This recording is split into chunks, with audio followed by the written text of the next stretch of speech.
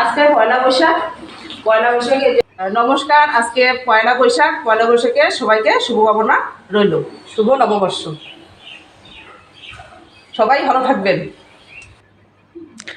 নমস্কার, কেমন আছেন সবাই? আমি সকাল সকাল একটু ফুল তুলে আনলাম।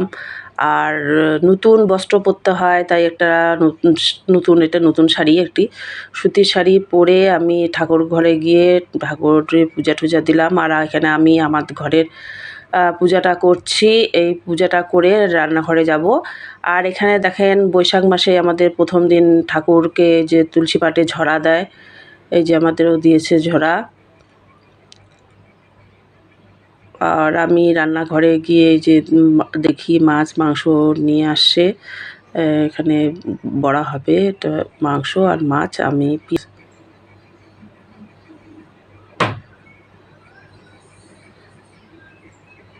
পেঁয়াজ কেটে সব সবজিগুলো রেডি করব। রেডি করে এই যে দেখেন পেঁয়াজ কাটা হয়ে গেছে। পয়লা বৈশাখ। পয়লা বৈশাখে যে মাংস রান্না করতেছি, এরপরে হবে মাছ আর হলো মাছের ডিমের বড়া। এগুলো আজকে পয়লা বৈশাখে খাওয়া হবে। আরও অন্য সবজি হবে, দেখবেন ভিডিওটা। এই যে আমি তেল গরম হয়ে গেছে, প্রথমে আলুটা করব। আলুটা ভেজে নিব, কারণ মাংসে আমাদের বাড়িতে সবাই আলু খেতে ভালোবাসে। মাংসের মধ্যে আলুটাকে ভেজে নামাবো। আর এখানে ফোড়নের জন্য শুকনো লঙ্কা, তেজপাতা আর কয়েকটা এলাচ, দারচিনি দিয়ে ফোড়ন দিলাম। তারপরে এই যে পেঁয়াজটাকে ভেজে নেব। আর একটু লাল লাল করে ভেজে নিয়ে মাংসটা, অনেক রকম করেই মাংস করা যায়, আজকে আমি পেঁয়াজটাকে একটু ভেজে নিব। ভেজে নিয়ে তারপরে এই যে মাংসটা দিব। মাংসটা দিয়ে এখানে একে একে লবণ, হলুদ দিয়ে তারপরে এখানে দেব এই যে বেটে রাখা জিরা, আদা আর রসুন বাটাটা এখানে দিয়ে দেব। দিয়ে এটা ভালো মতন একটু কষাবো। হালকা হালকা কষায় এখানে দিলাম লঙ্কার গুঁড়া আর টমেটো।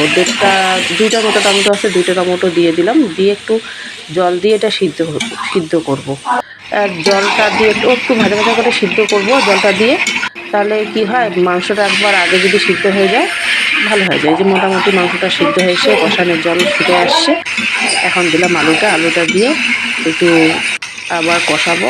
এই যে কষানো হয়ে গেছে আমার মাংস। এই যে জল দিয়ে দিলাম, দেখুন কত সুন্দর ফুটে আসছে। এখন দেবো গরম মশলা। এই যে আমার রান্না কমপ্লিট। মাংসটা